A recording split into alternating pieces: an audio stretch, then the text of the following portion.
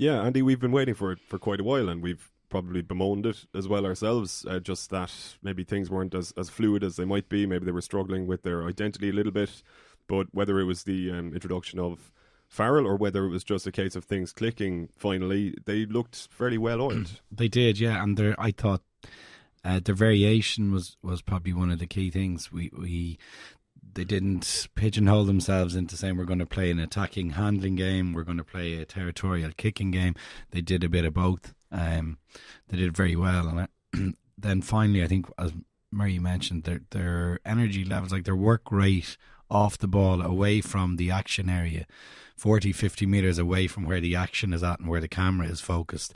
Guys are getting into positions early. They're getting into positions that have a lot of width, which then ask questions of the Connacht defenders who are off the ball. Are they going to mark up those guys, or are they going to stay narrow?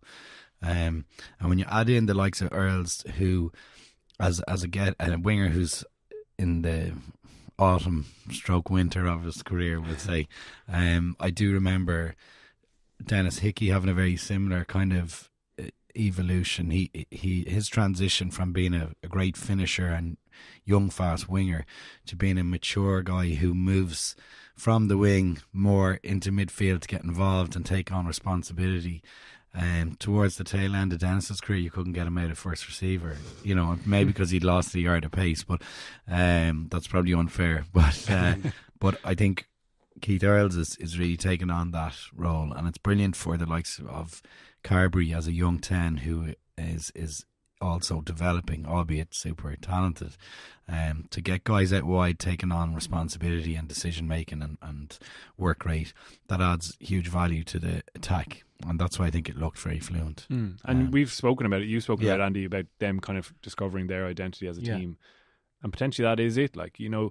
Obviously Carbery is going to grow in terms of his confidence in that decision making as he matures. He's a young out half, but it doesn't necessarily have to be him.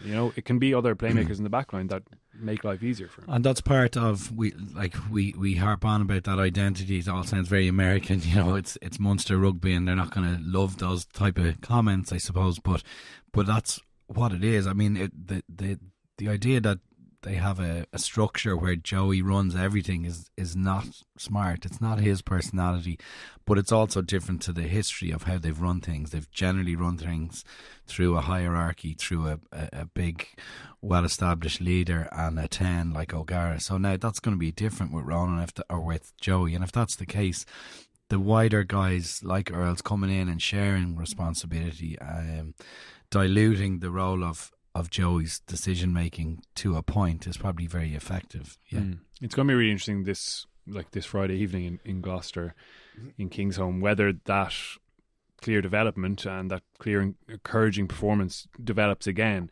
There's still bits in it. I'm thinking of the Dan Goggin try, like a really nice try. Again, Earls is really influential, cutting back in against the grain underneath the ruck. You're seeing a lot of guys do that now and kind of picking off switched off defenders on that side. But even when they go through, he offloads Farrell, offload to Wooten, and then in behind the line, it's happened a couple of times now where they've kind of run away from their support. So there's probably still that, I don't know, it's probably a horrible position to be in behind the line when you make a line break and you're like, what am I going to do next? Yeah.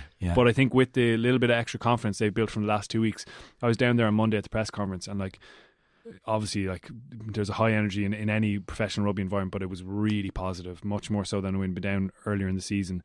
Suddenly there's that confidence in people's steps, even the way they're talking about the game. Peter O'Mahony smiling in press conferences. We've never seen crazy it before. Peter O'Mahony smiling. Yes, crazy. We've never seen the like of it.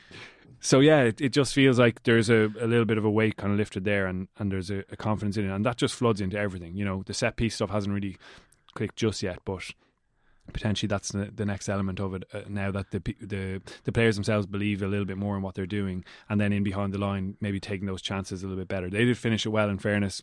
Byrne makes a good run after Conway makes a good clear out. His work off the ball, as you mentioned, was brilliant, and then a lovely decision from Mathewson. So there's plenty there to be encouraged by, but still I think this weekend will tell a truer tale of it.